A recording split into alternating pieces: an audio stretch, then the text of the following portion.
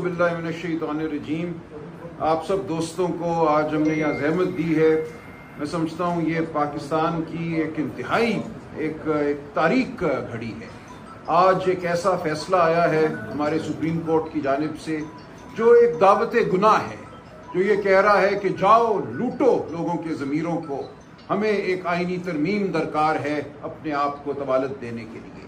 तो इस वक्त हम ये देख रहे हैं कि हमारे खिलाफ हर रियासती इदारा जो है वो खड़ा है, लेकिन ये हमारे खिलाफ नहीं खड़ा, ये पाकिस्तान की अवाम के खिलाफ खड़ा है, ये पाकिस्तान में शराफत के खिलाफ खड़ा है। ये कहना कि आइन में तरमीम चूंकि दरकार है बाज़ को, इसलिए उस तरमीम की खातिर हम रिकाउंटिंग भी कराएंगे। 50 साल का हमारा कानून जो है उसको बदल कर लोगों के वोट जो हैं वो दोबारा गिनकर सीटें महरूम करेंगे, पीटीआई को उन जमातों को देंगे जो आइन में तरमीम करना चाहती हैं। आज ये कहना कि जाओ इनके MNAs और सेनेटर्स इन पे दबाव डालो, इनको अगवा करो, इनकी बीवियों बच्चियों को हरासा करो, जो कर सकते हो करो, लेकिन तोड़कर इनको तरमीम कर डालो। अब ये तरमीम क्या है जिसकी खातिर हम आपके सामने बैठे हैं, हम मुदाफ़ियत कर रहे हैं, हम आवाज़ बुलंद करते रहेंगे। एक लम्हे के लिए आईनी अदालत के मामले को हम साइड पे रख देते हैं। आप ये देखिए हमारा आइन जो है वो एक नुक्ते पे खड़ा है। वो नुक्ता ये है कि कुछ हुकूक बुनियादी इंसानी हुकूक हैं।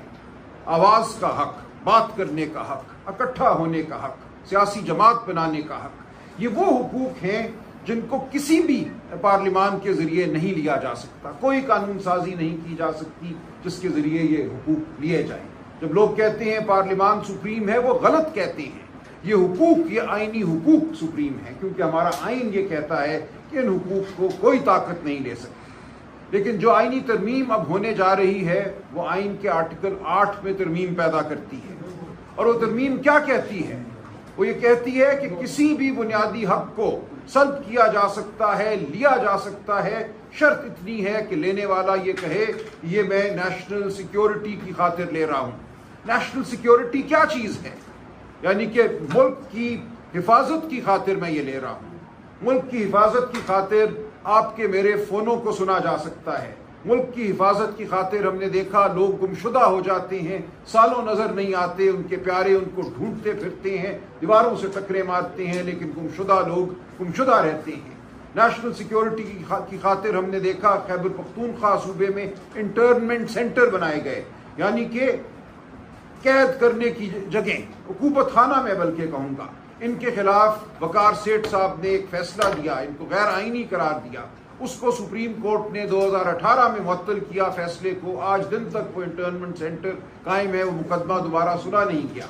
अब आज के बाद अगर ये तरमीम हो जाती है तो ये सब कुछ आईनी हो जाएगा, क्योंकि ये सब काम जो है किसी को उठाकर आप एक काल कोठरी में डालें, उसको किसी अदालत के सामने आप साल पेश ना करें और आप ये कहें कि ये सब कुछ हम कर रहे हैं नेशनल सिक्योरिटी के लिए, तो अब आपको ये भुगतना पड़ेगा। ये सिर्फ हमें नहीं भुगतना, हर लिखने वाले को, हर सोचने वाले को, हर बोलने वाले को इसका सामना करना पड़ेगा। हर उस शख्स को, वो बलोच हो, वो पख्तून हो, वो सिंधी हो, वो पंजाबी हो, वो कश्मीरी हो, वो गिलगित बल्तिस्तान से हो, जो अपना हक मांगेगा, उस हक की पादाश में उसको अब ये सब कुछ झीलना पड़ेगा। साथ ही ये कहा जा रहा है कि आइन का जो आर्टिकल 199 है, जिसके तहत हाई कोर्ट रिटें जारी करती हैं, हम हाई कोर्ट जाती हैं, पिटिशन करती हैं, आईनी एक दरखास्त हम दायर करते हैं और कहते हैं मेरा ये हक बचाओ, मेरे प्यारे को उठा लिया गया, या ये हम कहते हैं कि हमारे फ़ोन टैप हो रहे हैं। हाई कोर्ट फैसले देती हैं, हाई कोर्ट ऑर्डर देती हैं, वो हमें तहफ़्फ़ुज़ भी देते हैं, वो हमें एक हतमी जो रिलीफ है वो भी देते हैं। अब ये आईनी तरमीम कह रही है कि हाई कोर्ट का कोई दायरा इख्तियार नहीं होगा, कोई इख्तियार समात नहीं होगी नेशनल सिक्योरिटी के हवाले से, इंक्लूडिंग द पुलिस। यहाँ तक लिख दिया गया कि अगर पुलिस भी कोई अमल करती है तो हाई कोर्ट उसमें दखल अंदाजी नहीं कर सकेंगे। तो अब आप देखिए ये रियासत कहाँ जा रही है। साथ ये लिख दिया गया कि अगर कोई मिलिट्री कोर्ट, मिलिट्री अदालत किसी को नोटिस जारी करती है, किसी की गिरफ्तारी का हुक्म देती है, किसी की जात के हवाले से कोई कार्रवाई करती है, कोई ऑर्डर पास करती है, तो हाई कोर्ट उस मामले को नहीं देख सकेंगे।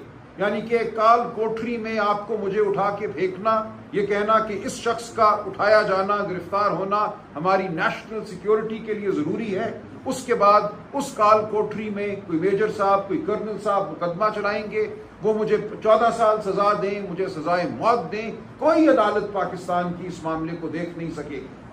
تو یہ ہے وہ آئینی ترمیم, یہ ہے وہ پیکج جس کے لیے آج راہ ہموار ہوئی ہے. آئینی عدالت کی بھی کچھ بات کر لیتے ہیں. یہ آئینی عدالت کیا ہے؟ آئینی عدالت یہ ہے کہ آج کے وزیر اعظم کو, جن کو ہم نہیں مانتے, ہم کہتے ہیں یہ فارم 47 کے وزیر اعظم ہے, اور آپ کو مجھے بتانے کی ضرورت نہیں ہے, آپ سب لوگ جانتے ہیں کہ 8 اور 9 فروری کی رات کیا ہوا.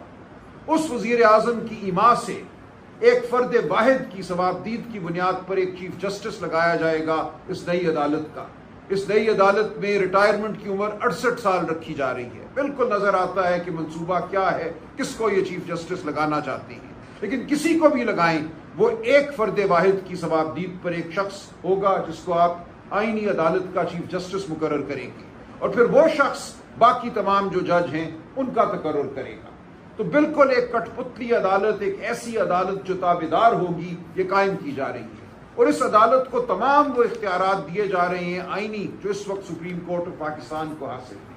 سپریم کورٹ آف پاکستان ایک ثانوی عدالت کے طور پہ قائم رہے گی, ایک ڈھانچے کے طور پہ قائم رہے گی, لیکن اس کی روح, اس کی جو اصل طاقت ہے وہ چھین لی جائے گی. بنیادی حقوق کے حوالے سے, تمام جو آئینی عمل ہے اس کے حوالے سے.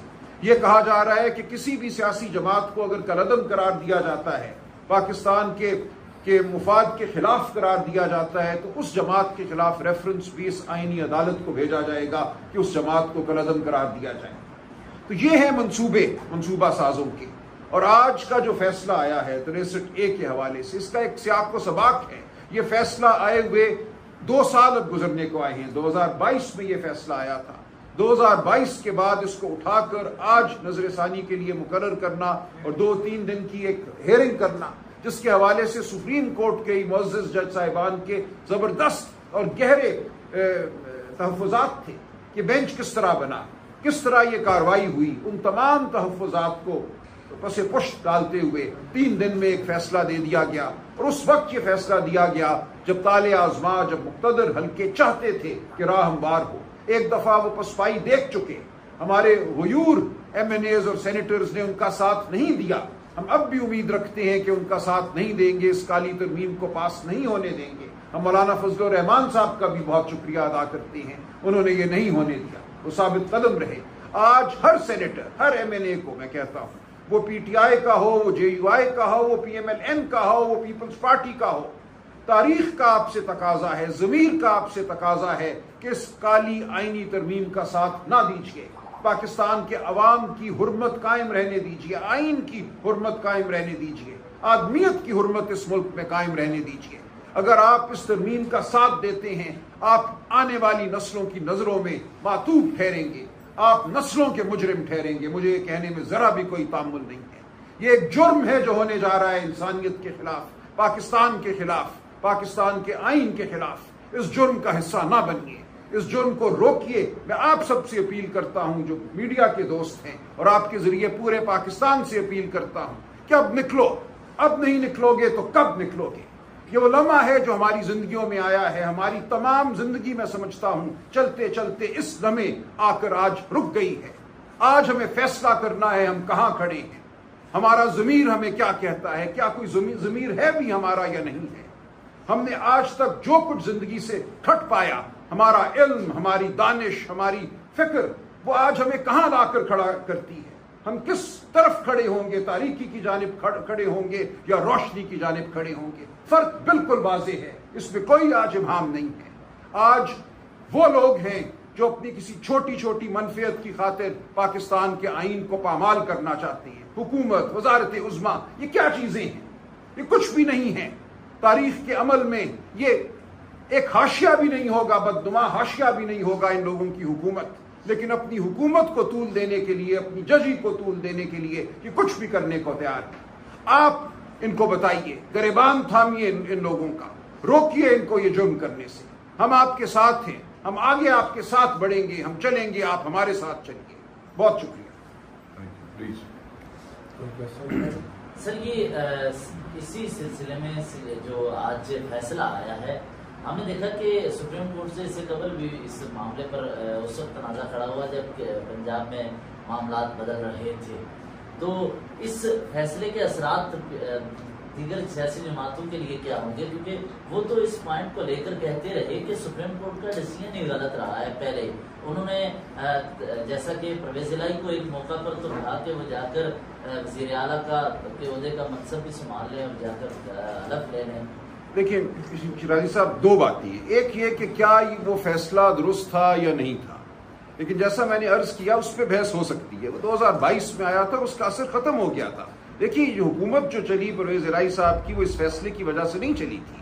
آپ یاد کریے کہ اس کے بعد 17 بائی الیکشن ہوئے تھے. ان بائی الیکشنز میں پی ٹی آئی جیتی تھی. اس وجہ سے پی ٹی آئی کی حکومت بنی تھی، اس فیصلے کی وجہ سے نہیں بنی تھی. یہ فیصلہ نہ بھی ہوتا اور ان بائی الیکشنز کا 17 بائی الیکشنز کا نتیجہ وہی ہوتا جو تھا، تو پی ٹی آئی کی حکومت بننی تھی. لوگ بار بار کہتے ہیں کہ اس فیصلے کی وجہ سے پنجاب میں پی ٹی آئی کی حکومت بنی. یہ بالکل غلط بات ہے. فیصلہ صحیح تھا یا غلط تھا، یہ سوال نہیں ہے ہمارے سامنے آج. سوال یہ ہے جس طریقے سے اس فیصلے کو رد کیا گیا ہے، آج جس موقع پہ اس فیصلے کو رد کیا گیا ہے، وہ آپ کے سامنے ہے. 2022 کا ایک فیصلہ آپ اٹھاتے ہیں اکتوبر 2024 میں، جب 25 اکتوبر ریٹائرمنٹ ڈیٹ سامنے نظر آ رہی ہے، جب نظر آ رہا ہے کہ کون آئینی ترمیم کرنا چاہتا ہے. ایک حملہ پسپا ہوا، وہ ناکام ہوئے. اب دوسرے حملے کے لیے یہ ان کو کمک پہنچائی جا رہی ہے. تو یہ ہے وہ باتیں جو ہمیں سامنے رکھنی ہے. باقی تو تکنیکی بحث ہے، ہم اس طرح بھی بحث کر سکتے ہیں، اس طرح بھی بحث کر سکتے ہیں، لیکن اس وقت یہ بات اہم نہیں ہے. بات جو اہم ہے وہ موقع، محل، سیاق و سباق میں اہم ہے. آپ کی طرف سے جو سماعت ہوئی ہے اس کا بائیکاٹ کر دیا گیا ہے اور دوبارہ پھر سے جو ہے اس کے اوپر ایک درخواست جمع کروا دی گئی سب کی جانب سے. تو بائیکاٹ کرنے کے بعد اس فیصلے کے اوپر کیا اثر انداز ہوگا؟ اس کا آئینی ہوگا، اخلاقی ہوگا؟ دیکھیے بائیکاٹ ایک اخلاقی عمل ہوا کرتا ہے. بائیکاٹ یہ کہتا ہے کہ ہمیں آپ پر اعتبار نہیں ہے. بائیکاٹ جو ہے وہ قوم کے ضمیر کی جانب ایک جملہ ہوتا ہے. ہم قوم کے ضمیر کو جھنجھوڑ رہے ہیں. ہم کہہ رہے ہیں کہ ایک ایسی عدالت سے یہ فیصلہ آیا ہے جس عدالت پر ہمیں اعتبار نہیں، آپ کو اعتبار نہیں ہونا چاہیے. جو اس کا طریقہ کار تھا وہ ایسا تھا کہ اس کے اوپر ہمیں کسی قسم کا انحصار نہیں کرنا چاہیے. ہم اپنے ایم این ایز کو، صرف پی ٹی آئی کے نہیں، P M L N, Peoples Party, تمام جماعتوں کے ایم این ایز اور سینیٹرز کو کہہ رہے ہیں کہ اس فیصلے کی بنیاد پر اپنا ضمیر مت بیچنا. سلمان راجہ صاحب، آپ نے ابھی عرض کیا کہ قوم سے درخواست ہے وہ نکلے، کیونکہ اب نہیں نکلیں گے تو کب نکلیں گے. جب اس وقت سماعت جاری تھی، دوسری جانب فیصل ڈاکٹر صاحب کی پریس کانفرنس ہو رہی تھی، کیونکہ آپ باہر نکلنے کی کال دے رہے ہیں، تو انہوں نے کہا ہے کہ جو ڈی چوک احتجاج ہے عمران خان صاحب کے سیاسی تابوت میں آخری کی ثابت ہوگا. اس کو کیسے رسپونڈ کریں کہ آہنی ہاتھوں سے نپٹا جائے؟ میں سر آپ کو یہ کہوں گا جو اسٹیبلشمنٹ کے ڈاؤٹس ہیں ان کی باتوں کو آپ اتنا سنجیدہ مت لیا کریں، اور اس کو تو ویسے بھی سنجیدہ نہ لیا کریں. جو آدمی ایک ٹاک شو میں جوتا ٹیبل پہ رکھ کے جو ہے وہ قوم کے سامنے بیٹھا ہو، اور پھر جس طریقے سے وہ الیکٹ ہوئے ہیں سینیٹر، میں یہ سمجھتا ہوں کہ یہ باتیں جو ہے یہ غیر سنجیدہ باتیں. اور آج کے موقع پہ اس کا آنا، اور پھر ہمارے چیف منسٹر کے حوالے سے بھی یہ بات کرنا کہ ان کی جان کو خطرہ ہو سکتا ہے. اور یہ وہی شخص ہے جس نے پہلے بھی، آپ کو یاد ہے خان صاحب پہ جب گولی چلی تھی تو اس سے پہلے بھی آ کے میڈیا پہ ایسی بات کی تھی. میں صرف یہ تنبیہ کرنا چاہتا ہوں کہ جس نے بھی آپ کو بٹھایا اور یہ بات کروائی ہے، یہ سوچئے گا بھی مت. اس ملک کو انتشار کی طرف بالکل دھکیلنے کی کوشش مت کریں. میں جن دوستوں نے اس کو بھیجا پریس کانفرنس کے لیے ان کو بھی کہوں گا کہ ایسے لوگوں سے اجتناب کریں کہ جن کا کوئی حساب کتاب کوئی نہیں ہے. کل پوری قوم کسی انتشار کا شکار ہو جائے گی. اس میں اور نہ اس کا ضمیر ہے نہ وہ سچ بولتا ہے. ایم کیو کے حوالے سے جو باتیں کی، کراچی کے حوالے سے باتیں کی، اگر وہ باضمیر آدمی ہوتا تو اس کو پارٹی اس وقت چھوڑ جانی چاہیے تھی جب وہ چیزیں ہو رہی We'll keep it to 63 ہے. کوئی اور سوال ہے تو بات. سلمان راجہ صاحب، آپ نے تمام سیاسی جماعتوں کے ارکان پارلیمنٹ سے یہ مطالبہ کیا ہے کہ اس کالے آئینی ترمیم کا ساتھ نہ دیں. میڈیا کے ساتھ بھی آپ نے مطالبہ کیا کہ آپ کے ساتھ کھڑے ہوں. جو اپوزیشن کے آپ کے سب سے بڑے اتحادی ہیں مولانا فضل الرحمان صاحب، کیا آپ کی جو اسٹریٹ موومنٹ ہے، جو ایجوٹیشن آپ کرنے جا رہے ہیں، اس میں مولانا فضل الرحمان صاحب آپ کا ساتھ دیں گے؟ دیکھیے اس بارے میں ابھی میری تو ان سے کوئی بات نہیں ہوئی، لیکن ان کی اپنی ایک جماعت ہے، ان کی اپنی پالیسی ہے. وہ ثابت قدم کھڑے رہے ہیں، انشاءاللہ کھڑے رہیں گے، ہم ان کے شکر گزار ہیں. باقی وہ کیا لائے عمل اپناتے ہیں میں کچھ نہیں کہہ سکتا. آپ اس پہ کمنٹ کریں گے جو آج کیس کی سماعت ہوئی اس میں بیرسٹر علی ظفر نے کہا کہ عمران خان کی کچھ گزارشات ہیں وہ وہاں سامنے رکھ جاتے ہیں، اس پر چیف جسٹس نے اس کی بھی اجازت دی تھی. اور جو اجرت میں فیصلہ ہے آپ نہیں سمجھتے کہ بظاہر ہارس ٹریڈنگ کی اجازت دی عدالت نے؟ میں نے یہی آپ کے سامنے عرض کیا نا کہ یہ تو آج فیصلہ ہے ہی دعوت گناہ. یہ فیصلہ جس طریقے سے آیا، جس صورت سے آیا، جس تناظر میں آیا، وہ تو یہی ہے نا کہ جو پسپائی ہو چکی تھی ایک دفعہ آئینی ترمیم کے حوالے سے، اس کو اب ایک دوبارہ حملے کا ایک موقع دیا جا رہا ہے کہ جاؤ اب ان کے ضمیروں پر حملہ کرو. اچھا سر، کل جو احتجاج ہو رہا ہے ٹی چوک پہ، آپ کی ہم یہ نہیں کہہ رہے کہ اسٹریٹجی کیا ہے، کہاں سے لوگ آ رہے ہیں؟ اسلام آباد کو یہ تو ہم بند نہیں کیا کہہ جا رہا سکتے. ہے، دفعہ 144 کی بات ہو رہی ہے، تو ایسی صورت میں پھر کیا ہوگا؟ ڈی چوک پہنچیں گے یا باہر پہنچیں گے؟ سب ڈی چوک پہنچیں گے، بس اتنا ہی کافی. بھائی چھوڑ دیجیے، ہمیں نہیں پتا لوگ کیا کریں گے، کیا لائے عمل اپنائیں گے. آپ پارٹی کے سیکرٹری دیکھیں یہ بات لوگوں پہ آپ چھوڑ دیجئے لوگ کیسے کرتی ہیں. یہ مقصد ہے آواز بلند کرنا. آواز کیسے کون بلند کرے گا، کہاں ہوگی، یہ کل دیکھیں. نہیں، یہ جلسہ ہوگا یا اکٹھے ہوں کیا؟ یہ پرامن احتجاج کی پرامن احتجاج کی کال ہے اور یہ جلسے کی کال نہیں ہے. شکریہ. آپ بتائیں آپ کر لیں.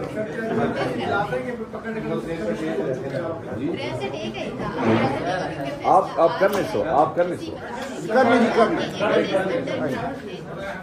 لوگوں نے 63A کے فیصلے کے حوالے سے اور جو آئینی ترمیم لایا جا رہا ہے، اپنے تمام MNAs کو انڈر گراؤنڈ کیا تھا ان کو سیکیور کرنے کے لیے. اب کیونکہ فیصلہ آ گیا ہے تو ان کو کس طریقے سے آپ ٹیکل کریں گے کہ وہ ووٹ دینے نہ آ سکے؟ ان کے حوالے سے اب آپ لوگ کیا they are all safe. اور ہم سے رابطے میں ہیں، سارے سب سیف ہیں. کل کا مجھے پتہ نہیں، علم غیب میرے پاس ہے نہیں. As we speak they are all with us, they are all safe and in safe hands. بہت شکریہ. Thank you.